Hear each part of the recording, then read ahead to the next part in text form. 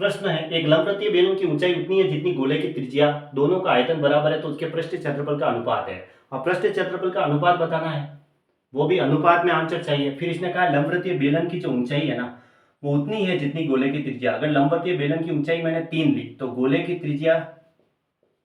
जो त्रिज्या है वो मैं कैपिटल आर ले लेता हूँ, वो भी 3 ही है, ऐसा इसने कहा है।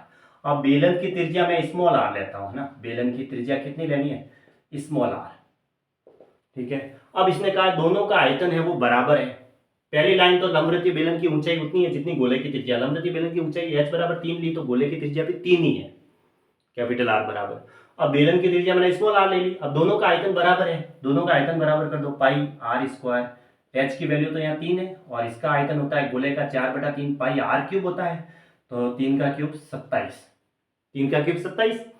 ये इससे काटा तो 9 3 27 होता है, पाई से देखो पाई तो कट गया, 3 से इसको 3 बार, तो आर स्क्वायर बराबर 12 आया। 12 को हम क्या लिख सकते हैं, 4 गुणा 3, 4 का वर्गमूल, तो इसका वर्गमूल लेंगे तो 4 का तो वर्गमूल 2 और √3 अंदर, ऐसा कैसा, ये स्मॉल आर की वैल्यू आई।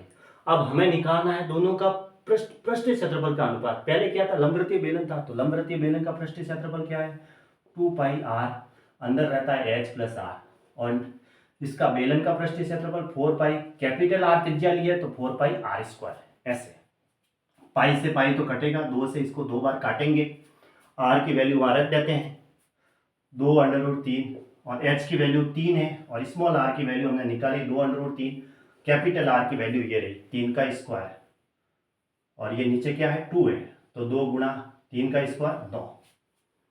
अब 2√3 को अंदर भेज दो तो क्या होगा, देखते हैं, 2√3 को 3 दूनी 6√3 हो जाएगा, 6√3। फिर 2√3 को 2√3 से गुणा करेंगे, 2 दूनी 4, √3 गुणा √3 3, 3 और 4 को गुणा करेंगे तो 12, और नीचे क्या है 18 है। अब ऊपर से 6 कॉमन आ रहा है, तो देखो 6 कॉमन लिया तो अंदर क्या रहा, √3 प्लस 2 बटा नीचे रहा 18, 6 से इसको काट देते 3 बार, तो क्या आया, √3 प्लस 2 बटा 3 आया, यानी इसको ऐसे लिख सकते हैं √3 प्लस 2 अनुपात 3, है ना, ये अनुपात आ गया, √3 प्लस 2 अनुपात 3, यानी ऑप्शन डी सही है। ऐसे भले आप इसे कैपिटल आर और स्मॉल आर लेके भी कर सकते हैं, लेकिन जब सिचुएशन होगी कि एच स्मॉल एच बराबर कैपिटल आर हो जाएगी, वैसे भी कर सकते हैं, 3 मान के भी कर सकते हैं, 1 या 2 मान के भी इसको कर सकते हैं, 2 मान के भी कर सकते हैं, 4 मान के भी कर सकते हैं। अंत में आंसर यही आएगा, √3 प्लस 2 अनुपात 3, क्योंकि ये आंसर अनुपात में चाहिए। भले आप इसे स्मॉल एच तो इसको कैपिटल आर को बराबर करके भी कर सकते हैं, वैसे तो बराबर करने के लिए हमने मानी है बराबर ही है दोनों, तो इसलिए उसने कहा है कि बराबर है, इस हिसाब से हमने 3 ही ली दोनों को।